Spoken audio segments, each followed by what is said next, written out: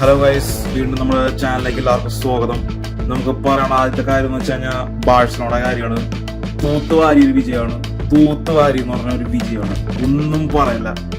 എന്ന് വെച്ചാൽ റയലിനെ അങ്ങ് അടിച്ച് എന്താ പറയുക, നമ്മളങ്ങ് അടിച്ചവരെ അങ്ങ് ഒതുക്കി കളഞ്ഞ്.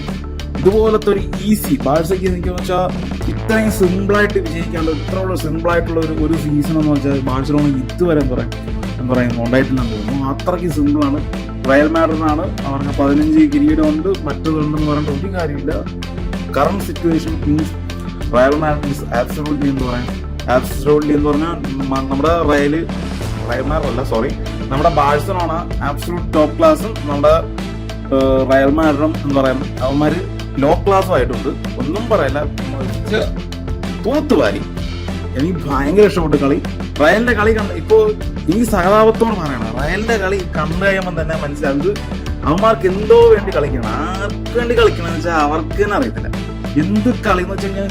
ഇപ്പോൾ ബാഴ്സ ആയതുകൊണ്ട് ഞാനത് എൻജോയ് ചെയ്തു. ഇപ്പൊ ഞാൻ ബാഴ്സ ഫാനാണ്, അതുകൊണ്ട് ഞാനത് ഭയങ്കരമായിട്ട് എൻജോയ് ചെയ്തു. പക്ഷെ റയലിന്റെ ഫാൻസ് ആണെങ്കിൽ അവർ എന്താണ് അവന്മാർ ചീത്ത വിളിച്ചോ കൊല്ലാണ്. എന്ന് വെച്ചാൽ നമുക്ക് കളി കാണുമ്പോൾ തന്നെ നമ്മുടെ ആ റയലിന്റെ കളി കാണുമ്പോൾ തന്നെ നമുക്ക് മനസ്സിലാവും അവന്മാർക്ക് വേണമെന്ന് വെച്ചല്ല കളിച്ചത്. അത് വളരെ ഒന്നാമത്തെ കാര്യം എന്ന് പറഞ്ഞാൽ അഹങ്കാരമാണ്. 15 കിരീടം ഉണ്ടെന്ന് പറഞ്ഞിട്ടുള്ള ഒരു അഹങ്കാരം അത് ടീമിനെ നല്ലപോലെ ബാധിച്ചിട്ടുണ്ട്. ഞാൻ പറഞ്ഞല്ലോ, അഹങ്കാരം ഒന്നിനും പരിഹാരമാവില്ല, അത് നമ്മളെ താഴെ കൊണ്ട് എത്തിക്കുകയുള്ളൂ. അത് ടീമിന് നല്ലപോലെ അവന്മാർക്ക് ബാധിച്ചിട്ടുണ്ട്.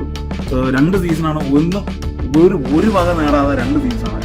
ഇപ്പോഴും ഞാൻ പറയണത് എനിക്ക് ഓർമ്മ ഉണ്ട്, എംബാപ്പെ, ബെല്ലിംഗാം, വിനീഷ്യസ്, അതുപോലെ തന്നെ നമ്മുടെ റോഡ്രിഗോ, ഇവരെല്ലാവരും കൂടെ ചേർന്ന ടീമാണ്. എന്ന് വെച്ചാൽ റെസ്റ്റ് ഇൻ പീസ് എന്ന് പറഞ്ഞ് ഇഷ്ടം പോലെ എന്താ പറയുക ട്രോളുകൾ വന്നിട്ടുള്ള എനിക്കിപ്പോൾ ഓർമ്മയുണ്ട് ബാഴ്സലോണ. പക്ഷേ rest in peace Real Madrid ആവാതെ അല്ലാതെ എന്താ പറയുക ബാഴ്സലോണ രോമത്തിൽ പോലും തൊട്ടിട്ടില്ല. ഇനി നമുക്ക് ബാഴ്സലോണയ്ക്ക് വേണ്ടതെന്ന് വെച്ചാൽ ഒരു ചാമ്പ്യൻസ് ലീഗാണ്. ചാമ്പ്യൻസ് ലീഗിൽ മാത്രമാണെന്ന് പറഞ്ഞാൽ ബാഴ്സലോണ ചെറുതായിട്ടൊന്ന് സ്ട്രഗിൾ ചെയ്യുന്നത്.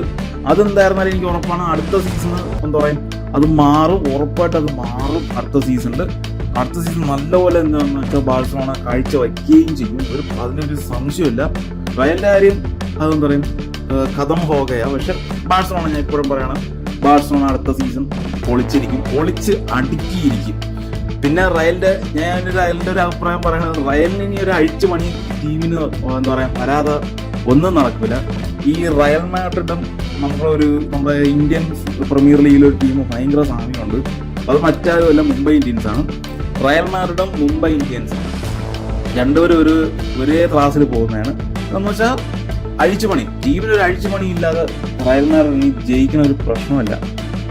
ഇങ്ങനെ പോയി കഴിഞ്ഞാൽ നമുക്കും സന്തോഷമാണ്. അപ്പോൾ ഞാൻ പറഞ്ഞത് ബാഴ്സലോണയ്ക്ക് ഇനി എന്താ പറയാം കുറച്ചും കൂടെ നമ്മൾ ചാമ്പ്യൻസ് ലീഗ് എന്താ പറയാം സെറ്റാക്കിയാൽ മതി. ബാക്കിയൊക്കെ എന്താ പറയുക പൊളിയാണ്. പൊളി എന്ന് തന്നെ പറയില്ല, അതുകൊണ്ട് ബാക്കി എല്ലാ കാര്യവും ബാഴ്സലോണ പൊളിയാണ്. ബാഴ്സലോണ ടീം സെറ്റാണ്. അതൊരു ഡിസിപ്ലിനാണ്, മനസ്സിലായില്ലേ?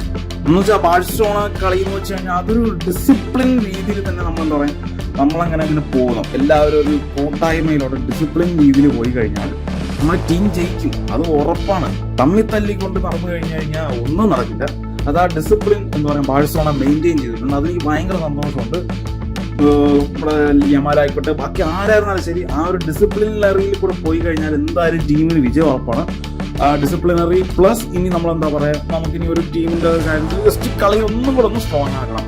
അത്രേ എനിക്ക് എന്താ പറയുക പറയാനുള്ളൂ. കളി ഒന്നും കൂടെ സ്ട്രോങ് ആയി കഴിഞ്ഞാൽ ബാഴ്സലോണ വിജയം കരസ്ഥമാക്കി. അതായത് ചാമ്പ്യൻസ് ലീഗിന്റെ കാര്യമാണ് ഞാൻ പറയുന്നത്. ലാലിഗ പ്രശ്നം ഉണ്ടായില്ല, അതുപോലെ തന്നെ കോപ്പ ഡെൽ റേ ഈ പ്രശ്നം ഉണ്ടാകത്തില്ല. പക്ഷെ നമ്മുടെ ചാമ്പ്യൻസ് ലീഗിൽ കുറച്ചും കൂടെ ഗെയിം പ്ലേ സെറ്റായി കഴിഞ്ഞാൽ അടുത്ത വർഷത്തെ ചാമ്പ്യൻസ് ലീഗ് നമ്മുടെ ബാഴ്സലോണയുടെ മണ്ണിൽ വന്നിരിക്കും.